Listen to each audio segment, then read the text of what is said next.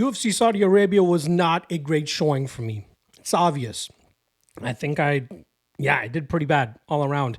And that includes the Locky two-step, Locky Trinity parlay, where both steps in the Locky two-step failed. Mike Davis did not show up like himself at all. And then Israel Adesanya went out there and got knocked out in the second round against Nasruddin Imavov. But our Locky Trinity, our third spot, ended up hitting with relative ease, sweeping Shar Magomedov on the scorecards was Michael Venom Page. But the first two steps couldn't get it done. So let's see if we can get back on the horse here and catch the first Locky two-step of the year. I can't believe we're in February and I have not cashed one of those tickets yet. Let's see if we can actually get it done this time around. So we're going to go a little bit safer. Try to catch some, even just the Locky two-step, try to get on the board and try to right these wrongs. First step in the Locky two-step. We're going to go Hyun Sung Park going up against Nyamjagal Tumendembaro. Now, Park is a much superior fighter than him. He's faster, he's quicker, has a great counter-striking game, but most importantly is a very good grappler.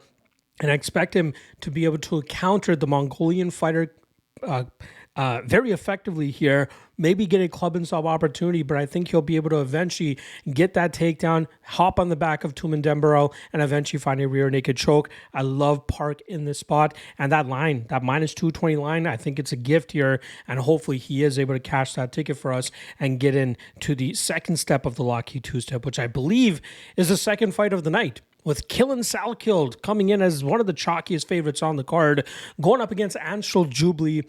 And I think this is a clear mismatch, as Salkild is the more vicious Muay Thai striker, and he is the far superior jiu-jitsu specialist, especially with the BJJ black belt that he brings to the table. Look for him to go out there, control the pace immediately, put Jubli through the ringer, and eventually find a submission as well. But hopefully just winning outright so we can cash this Locky two-step. Now, again, it's chalky.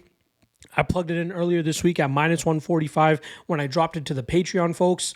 You guys can now get it at minus 154 now that I'm dropping it on Friday. So a little bit chalkier than what I got earlier in the week. But we're trying to get on the board here, and I feel pretty damn good about this spot. Now, if you want to complete the Locky Trinity, we're going to get a little bit riskier so we can get a slightly better payout. I like to try to at least get plus 200 on these three-leg parlays. So we're going to go in the co-main event. We're going to go and new women's strawweight champion Tatiana Suarez as she takes on Weili Zhang.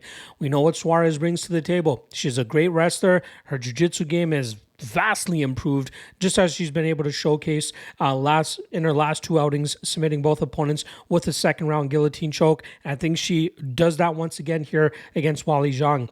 Now, Weili, obviously, superior striker here, but I think Suarez has done a great job in terms of incorporating enough striking to eventually eat up the moments where she's eventually going to close that pocket or close that distance, get her hands on her opponents, and from there, get those trips going, utilize her physicality and her strength, but eventually get to a dominant enough position where she'll cause Zhang to make a mistake, and that will leave her neck open for Suarez to snatch it on up. So I'm going to go Suarez as the third and final spot here in this Locky Trinity, which I was able to lock in at plus 210 earlier this week.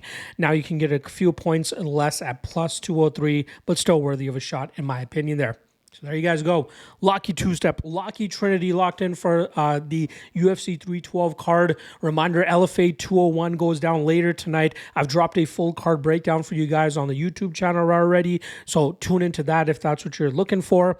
Otherwise, I will see you guys later on this evening for the UFC 312 prop drop, talking about all the props that I like for every single matchup, and then ending it off with my top 3 props, as well as a long shot for you guys.